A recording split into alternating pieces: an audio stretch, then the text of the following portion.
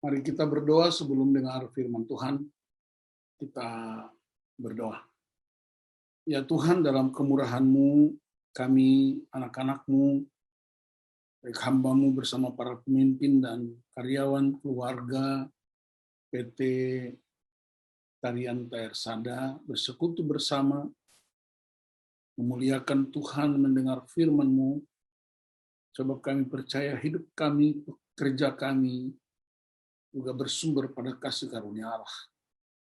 Berkati pertemuan pagi ini sampai siang hari, biarlah hanya Tuhan yang dipermuliakan dalam nama Tuhan Yesus Kristus. Kami siap dengar firman Tuhan. Haleluya. Amin. Baik, Bapak Ibu, saudara-saudaraku yang dikasihi Tuhan Yesus Kristus, saya akan membagikan firman Tuhan yang saya renungkan sekaligus bisa menjadi berkat dengan tema ora et labora. Seorang hamba Tuhan namanya Dorothy Sayers, dia bilang bahwa pekerjaan itu utamanya bukan sesuatu yang dilakukan seseorang untuk hidup, tetapi sesuatu yang merupakan panggilan hidupnya. Pekerjaan itu sepatutnya merupakan pengungkapan kecakapan si pekerja secara penuh. Sebab pekerjaan itu tempat di mana ia menemukan kepuasan rohani, kepuasan jiwa, dan kepuasan jasmani, tetapi sekaligus sebagai sarana yang dengannya ia mempersembahkan dirinya kepada Tuhan.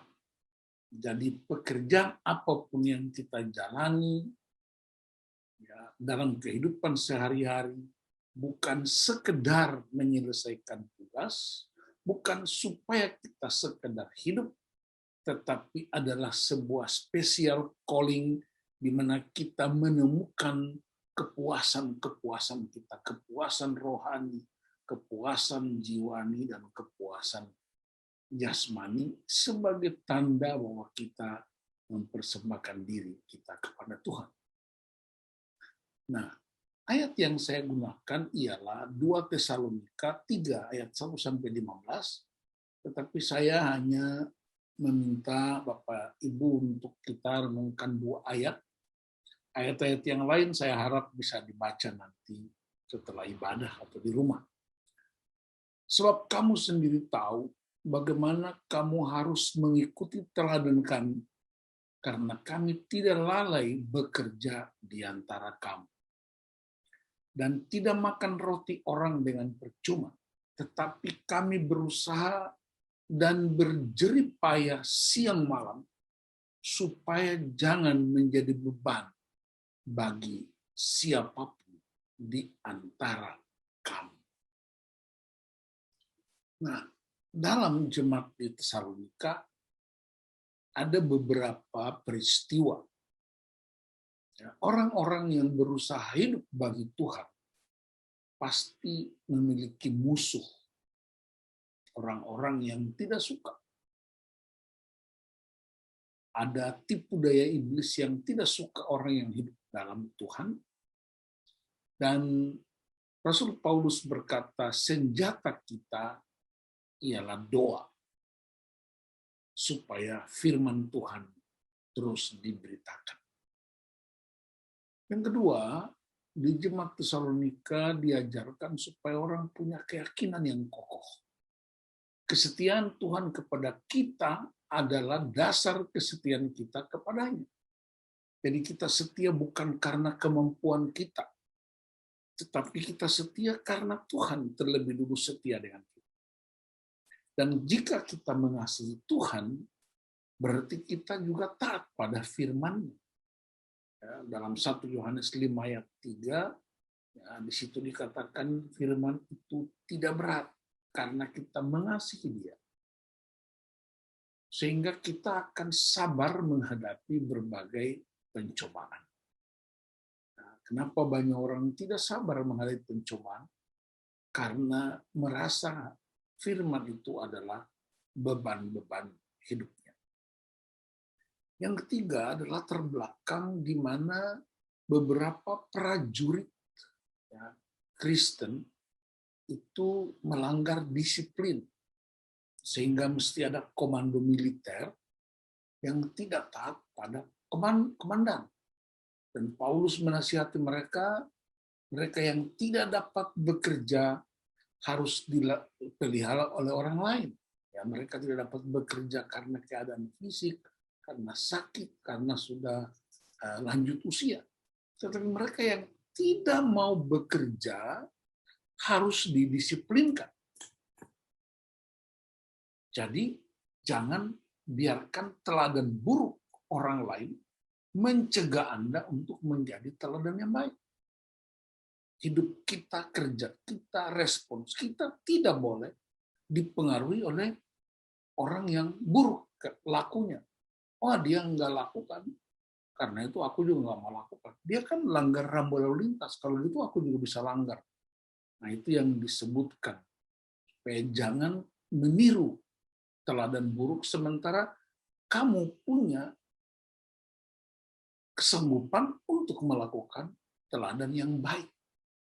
Nah, semua sudah ikuti pelajaran power karakter, respons yang benar dalam situasi dan orang lain yang tidak benar. Apa pesan ilahi yang kita temukan dari prinsip-prinsip di atas? Paulus menasihati jemaat di Tesalonika karena sikap mereka yang keliru terhadap kedatangan Kristus yang kedua. Karena ada orang-orang yang datang dengan berita-berita isapan jempol bahwa Yesus akan segera datang. Dan karena itu tidak perlu bekerja, cukup menyembah dan tunggu Tuhan akan angkat kita.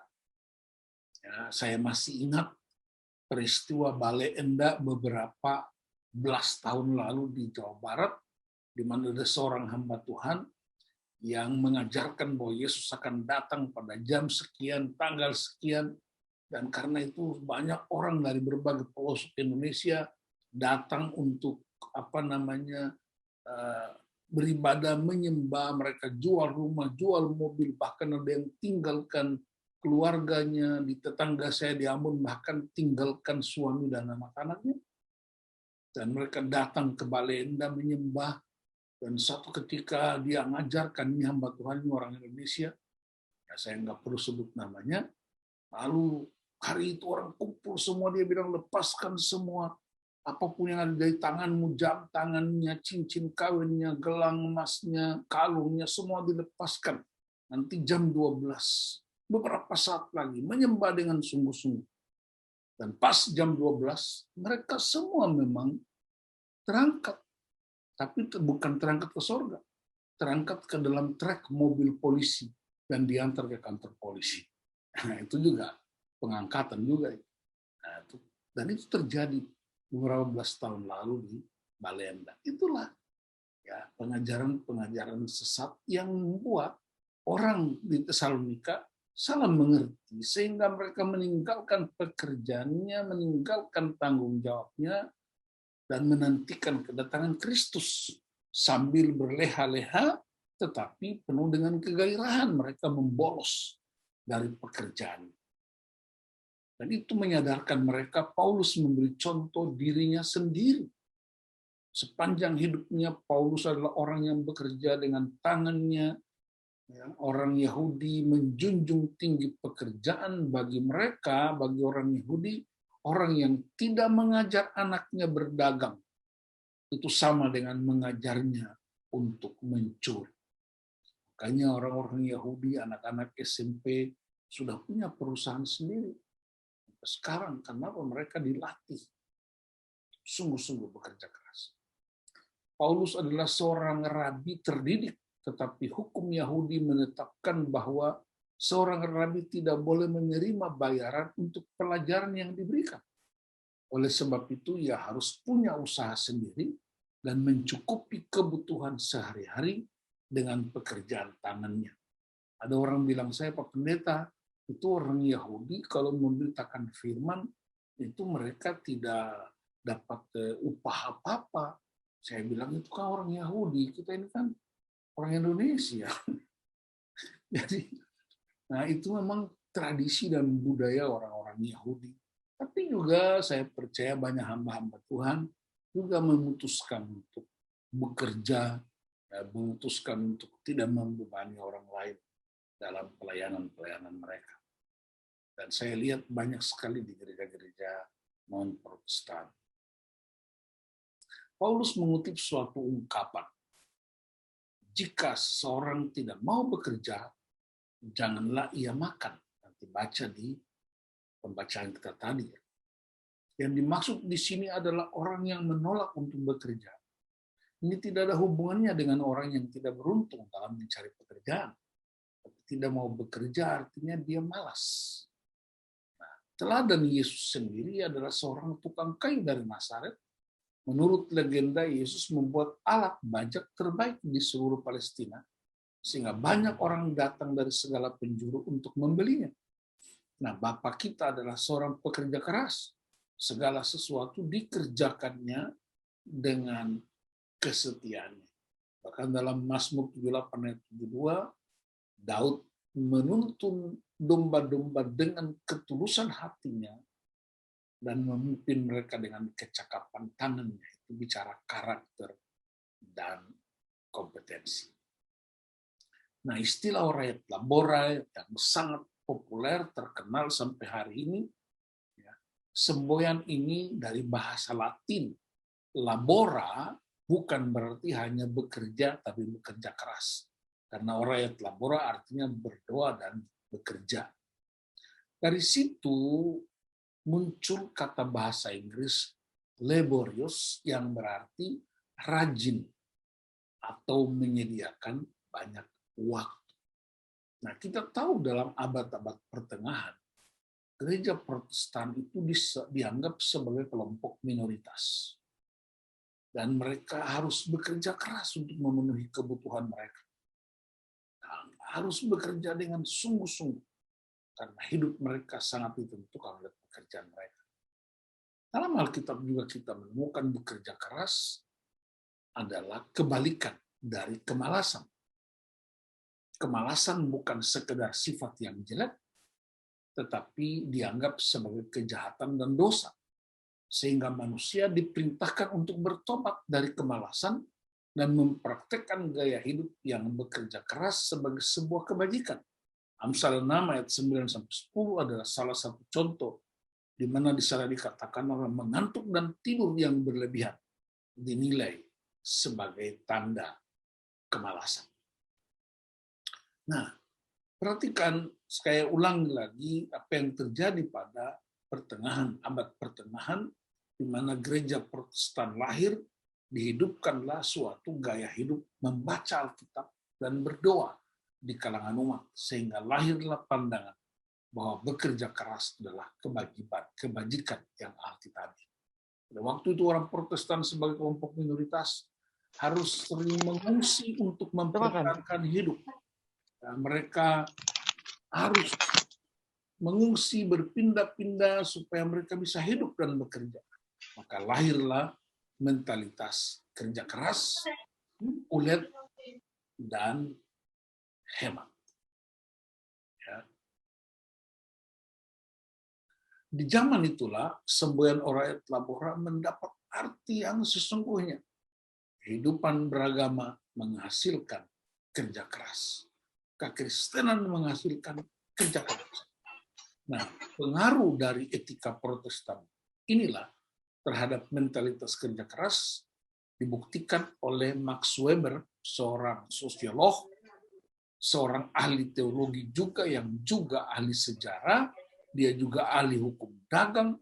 Dalam buku yang ia tulis, ia menunjukkan bahwa sifat gesit, hemat waktu, dan tekun yang terdapat di Jerman, Inggris, Amerika, ya, ternyata merupakan ciri dari ajaran gereja Protestan, sehingga negara-negara tersebut tampil sebagai 3 negara termaju pada abad yang lalu. Jadi Bapak Ibu bisa bayangkan sumbangan Alkitab sumbangan gereja terhadap peradaban dan kemajuan yang begitu hebat sekali. Nah, mestinya di Indonesia juga begitu. Negara-negara yang maju ini sebenarnya sangat diinspirasi oleh kerja keras, oleh Alkitab firman Allah, doa dan kerja keras. Menurut Weber, ajaran Protestan telah menimbulkan dampak pada perilaku kerja. Dan orang pertama yang mempopulerkan dan menerjemahkan karya Max Weber di Indonesia adalah Bung Hatta. Mentalitas kerja keras yang dikembangkan oleh orang Protestan di Eropa pada abad pertengahan memiliki beberapa segi lain. Misalnya efisiensi menggunakan waktu. Orang on time, mereka bekerja sungguh-sungguh, tepat waktunya. Mencapai hasil optimal dalam waktu minimal. Dan mereka punya spesialisasi. Bukan melakukan banyak hal dengan serampangan saja, tapi melakukan sedikit hal namun bermutu. Dan moto yang terkenal non multa sed multum, bukan banyak macam tetapi banyak. Artinya bukan yang banyak itu yang berarti baik, tapi yang baik itu berarti banyak. Semboyan atau keyakinan Oret Labora telah membentuk mentalitas kerja keras. Bagaimana keyakinan Anda akan hidup dan pekerjaan Anda? Yesus berkata dalam Yohanes pasal 5 ayat 17, tetapi ia berkata kepada mereka, Bapakku bekerja sampai sekarang, maka aku pun bekerja juga. Karena itu, saudara-saudaraku yang dikasihi Tuhan, bekerja bukanlah sebuah beban, bekerja tidak sekedar ya, untuk memenuhi kebutuhan hidup, tapi bekerja adalah respons yang benar terhadap Allah yang bekerja bagi hidup kita. Saya berdoa supaya saudara-saudara yang bekerja di perusahaan ini tidak sekedar memenuhi kebutuhan hidup sehari-hari, tidak sekedar menyelesaikan tugas, tapi itu sebuah respons tanggung jawab terhadap panggilan Allah untuk menjadi saksi bagi dunia. Perusahaan maju juga membuat Anda sejahtera. Jangan membalikkan keadaan. Bukan kesejahteraanmu menentukan kemajuan perusahaan. Terbalik. Kalau baca Alkitab dalam Yeremia 29, usahakan kesejahteraan kota di mana engkau ada.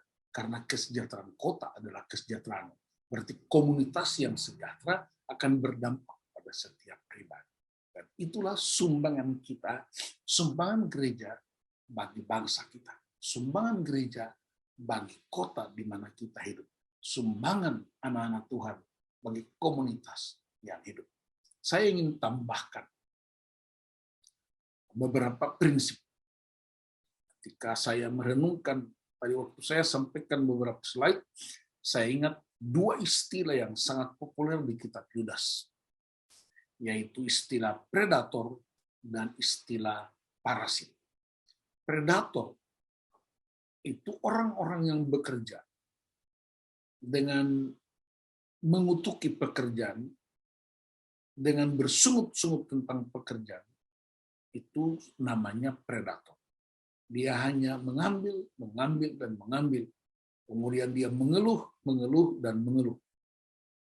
Dan mereka tidak berdampak. Itu ciri-ciri predator. Karena itu Anda tidak punya tempat apapun. Anda tidak punya ruang apapun untuk mengeluh tentang tempat di mana Anda bekerja.